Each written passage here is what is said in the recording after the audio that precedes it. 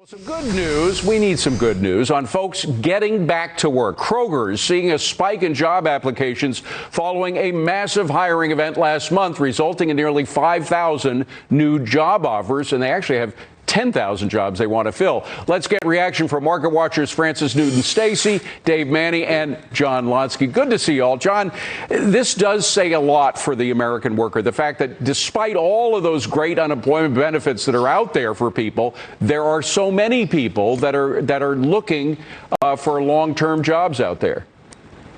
Well, that's a change for the better. But the fact remains that there are a number of small businesses that are in desperate need of workers. I mean, we had a survey taken by the National Federation of Independent Businesses. That's a trade association for small businesses. It consists of a lot of smaller construction companies and restaurants, and a record 48% of those responding to the survey claimed that job openings were hard to fill. And moreover, the biggest problem faced by small businesses is not taxes, not regulation, not slow sales, but rather labor quality, getting the right people to fill the available slots. But, Francis, I don't want to bury the lead here, which I think is a good lead, a good news story lead, which is that Kroger's did fill 5,000 jobs. They did, by the way, have to offer a lot, $16 an hour. And when you add in the benefits, it comes to $21 an hour that Kroger's putting out to get these new workers. Is that kind of going to be the new standard here in the United States? In order to get the workers, you're going to have to go above 15 an hour?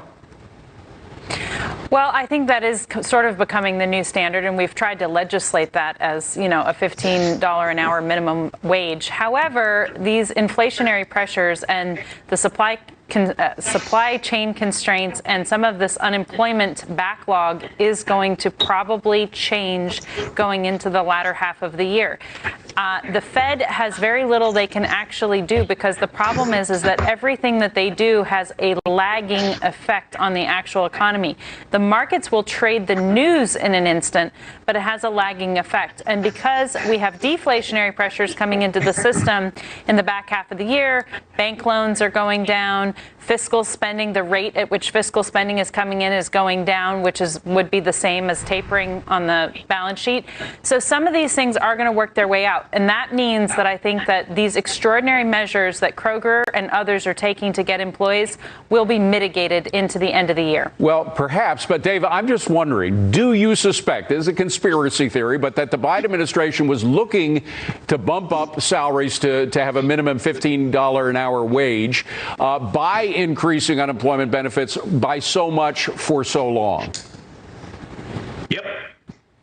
Wow. Yes, of course they were. I mean, it plays very much in line with their messaging and with their base. And frankly, I mean, I thought that the Trump administration was profligate, but I mean, the Biden administration is like, profligate on, on a shore leave weekend. I mean, there's just like no attention at all to kind of future implications of the spending. And I very much believe that we're not seeing the full effects yet in these inflation rates, and that we are in for a rough ride, because I don't think there's going to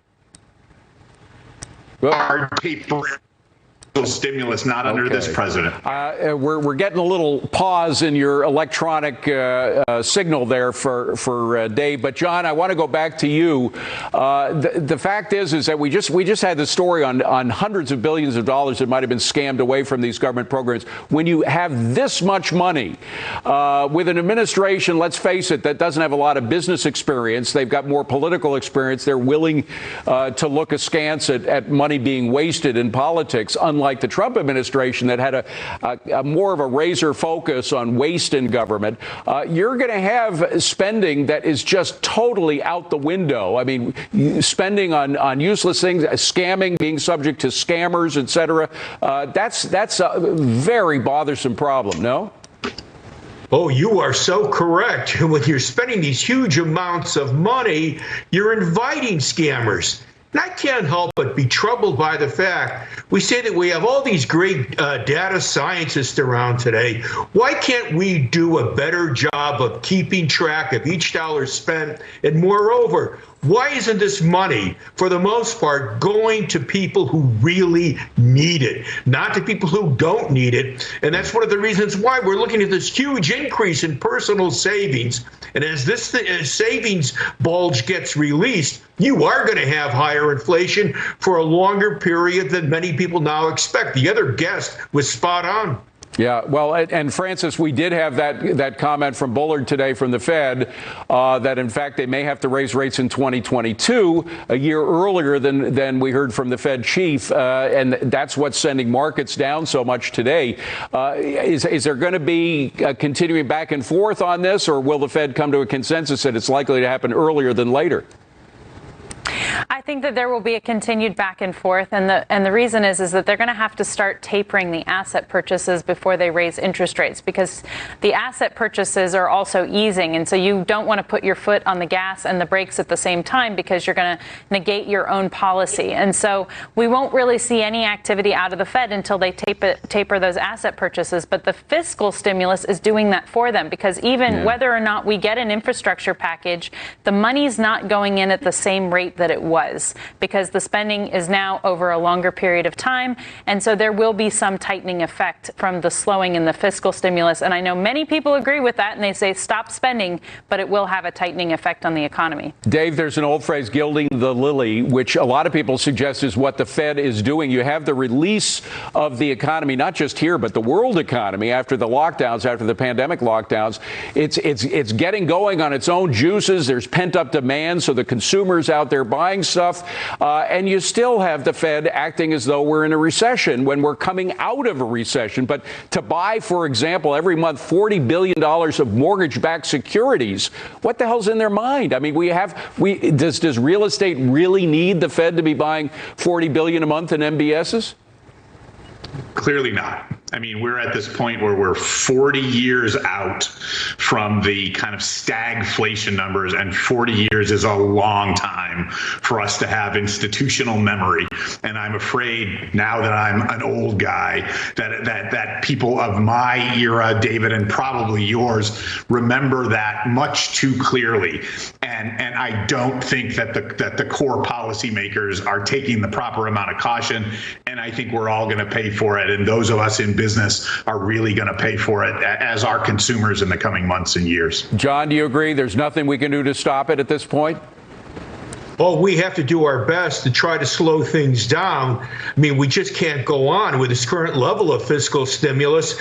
We've yet to spend, as I noted earlier, the super high personal savings rate tells us we've yet to spend all the stimulus that we applied last year and recently. Yeah, right, There's no need for additional fiscal stimulus, and we have to show greater caution with monetary policy. My goodness, the spread between mortgage yields and the 10-year Treasury is 1.4 percentage points. That ought to be wider. The reason why it's so narrow is because the Fed is needlessly buying all of these mortgage-backed securities each month. It's time to wake up. You know what I'm hoping for is gridlock. A lot of people say it's a disaster when Congress is gridlock. I think that's just what we need right now to prevent any more of this spending that's leading to all this calamity all over the place. Thank you, gang. I appreciate it.